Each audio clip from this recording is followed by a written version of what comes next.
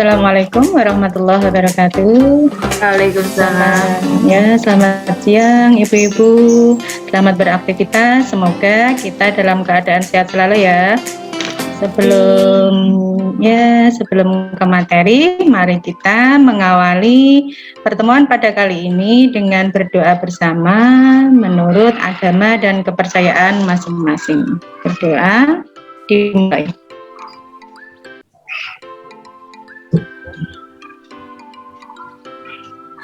Selesai. Terima kasih Ibu-ibu. Pada kesempatan ini saya ingin memaparkan tentang asesmen formatif dan sumatif. Silakan Bunda.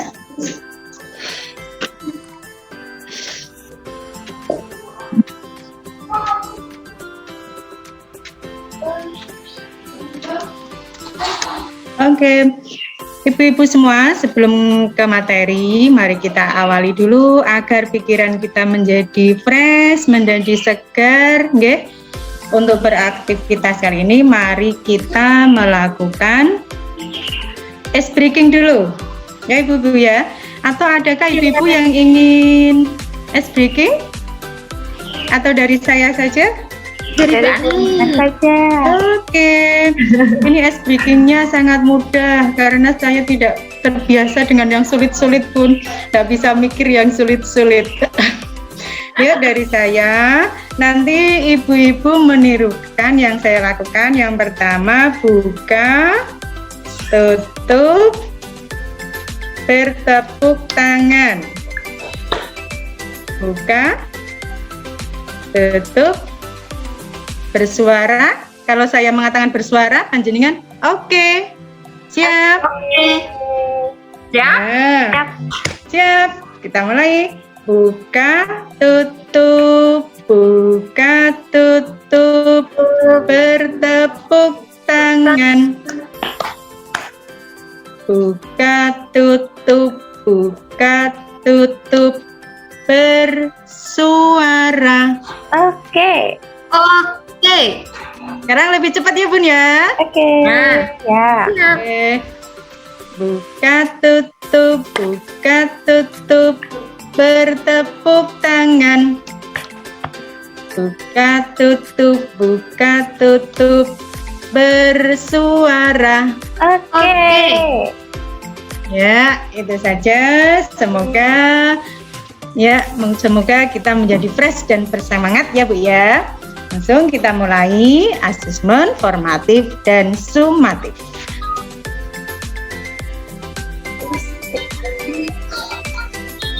Pada kesempatan ini dalam materi asesmen formatif dan sumatif, yaitu yang pertama konsep asesmen formatif dan sumatif, dan yang kedua adalah bentuk asesmen formatif dan sumatif.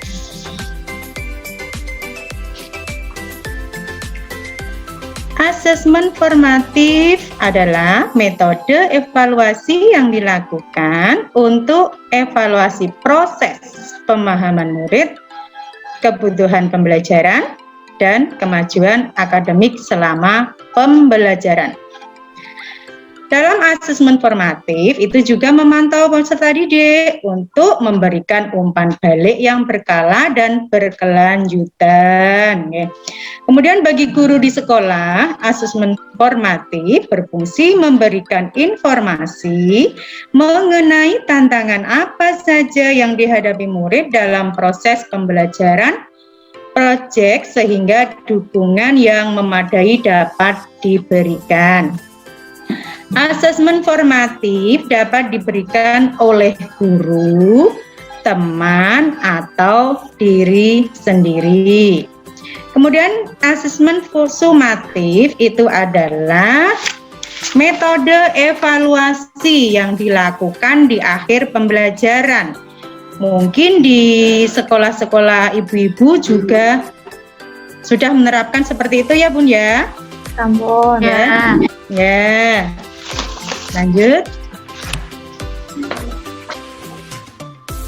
Asesmen formatif yang pertama itu untuk guru, kemudian murid, dan juga asesmen sumatif juga sama untuk guru dan murid. Yang untuk guru itu mengawasi pembelajaran murid, memastikan perkembangannya, kemudian mengecek pemahamannya. Yang untuk murid itu mengevaluasi, membangun pengetahuan, mengidentifikasi kekuatan dan kelemahan, serta meningkatkan kemampuan. Itu adalah asesmen formatif. Kemudian yang sumatif, mengukur apakah murid sudah mengetahui capaian pembelajaran, ya, sejauh mana itu peserta didik sudah mencapai. Kemudian meningkatkan pengajaran dan pembelajaran selanjutnya. Yang untuk murid itu memahami performa di akhir untuk pembelajaran, memahami apakah mereka sudah memenuhi capaian pembelajaran dan sejauh mana sudah mencapai akhir unit pembelajaran. Lanjut. Penekanan pada asesmen formatif. Ada fungsi asesmen formatif dan sumatif. Yang pertama itu asesmen sumatif. Ini sangat penting ya Bun ya. Pada kurikulum ini guru diharuskan memberikan proporsi lebih pelaksanaan asesmen formatif, menitikberatkan orientasi pada asesmen sumatif. Lanjut. Membangun keseimbangan asesmen formatif dan sumatif.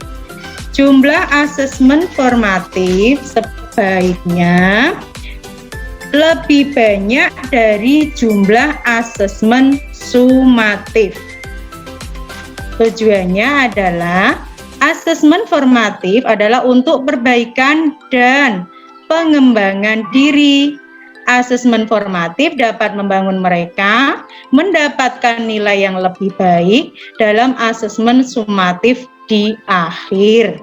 Juga untuk mengoptimalkan kegiatan pembelajaran. Bangun keterkaitan antara asesmen sumatif dan formatif dengan merancang asesmen formatif yang berkontribusi pada tugas sumatif dapat menurunkan beban kerja murid dan memperjelas relevan tugasnya. Lanjut. Mengapa keseimbangan asesmen formatif dan sumatif sangat penting? Karena asesmen mengubah paradigma belajar yang menitikberatkan pada nilai menjadi belajar yang menitikberatkan pada proses. Berarti di sini itu proses lebih penting ya Bu ya daripada dengan nilai. Ya.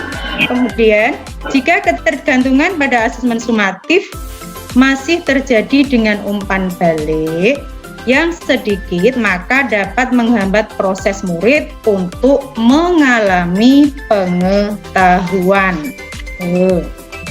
Lanjut. Nah, sekarang yang kedua, bentuk asesmen formatif dan sumatif. Contoh bentuk asesmen formatif dan sumatif ini yang pertama adalah yang tidak tertulis. Ada diskusi kelas, produk, presentasi, drama, dan tes lisan.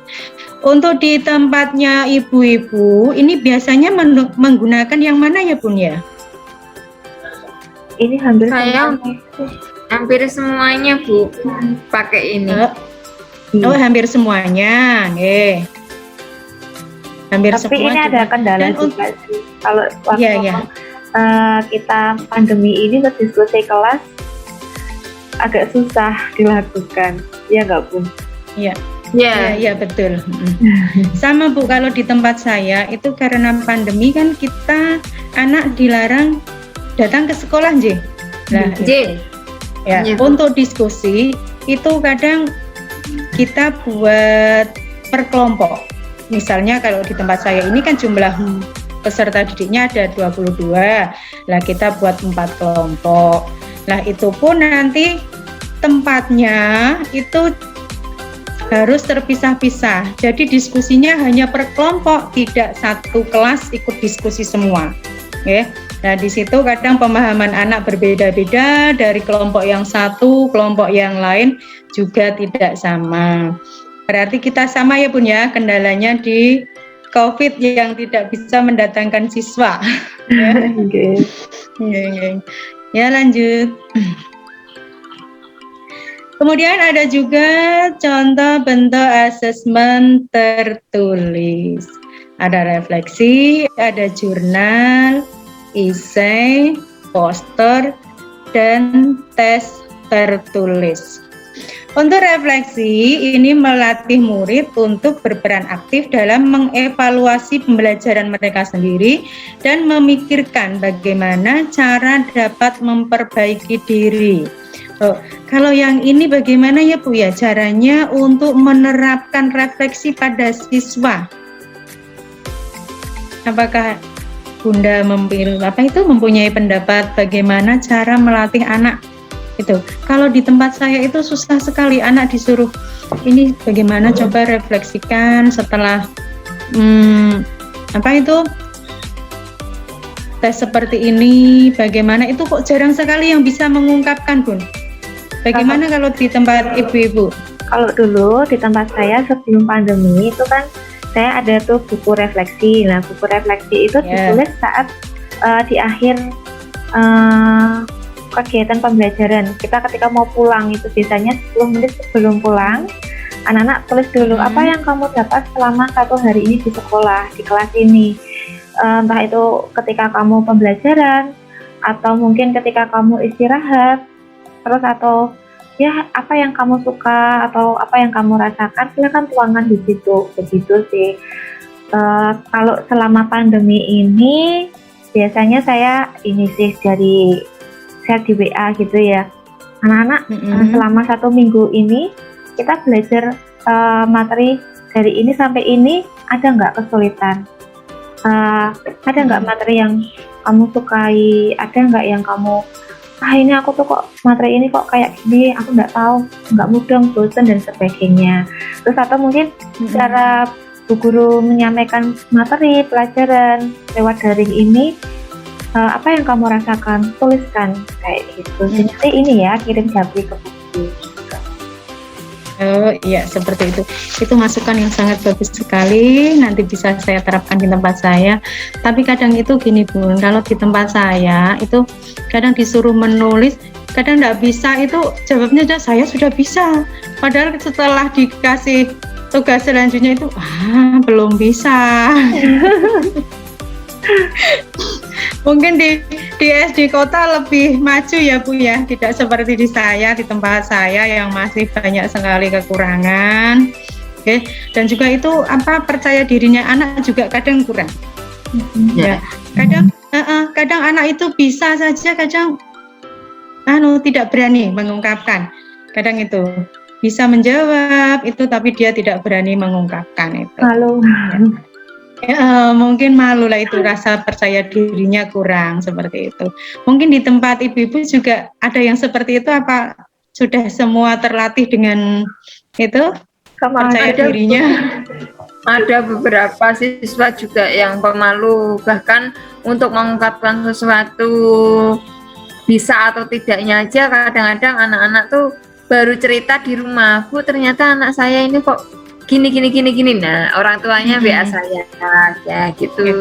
Oh iya. Berani mengungkapkan diri kelas itu kurang kepercayaan diri. Betul. Oh iya, hampir sama ya Bu ya dengan saya. Ya terima kasih, lanjut Ibu. Ya, Ibu-ibu itu yang bisa saya sampaikan. Ya. Kemudian dari tadi yang ada agak terlewat itu ada juga jenis asesmen, itu ada ask, for, dan of. Okay? Untuk asesmen formatif itu ada 3. Yang pertama itu ask itu asesmen sebagai refleksi pembelajaran. Kemudian yang for itu asesmen untuk perbaikan proses pembelajaran, dan yang of adalah asesmen sebagai evaluasi pada akhir proses pembelajaran. Alhamdulillah Sudah tidak ada lagi ya Bu ya? Cukup? Cukup. Terima kasih Ibu-Ibu. Hanya itu yang dapat saya sampaikan. Terima kasih atas semua perhatiannya. Nggih. Mohon maaf ya Bu ya atas segala kekurangan, kata-kata yang kurang berkenan. Kita berdoa untuk menutup acara pada kesempatan ini. Berdoa mulai. Selesai. Terima kasih Bunda. Assalamualaikum warahmatullahi wabarakatuh. Waalaikumsalam warahmatullahi wabarakatuh. Nah, Ibu-ibu, untuk tugas hari ini silahkan diskusikan dengan kelompok panjenengan contoh bentuk asesmen tidak tertulis berupa tes lisan dengan membuat soal kuis ya. Tidak usah banyak-banyak Ibu-ibu, dibuat 5 saja, oke? Silahkan. Terima kasih ya.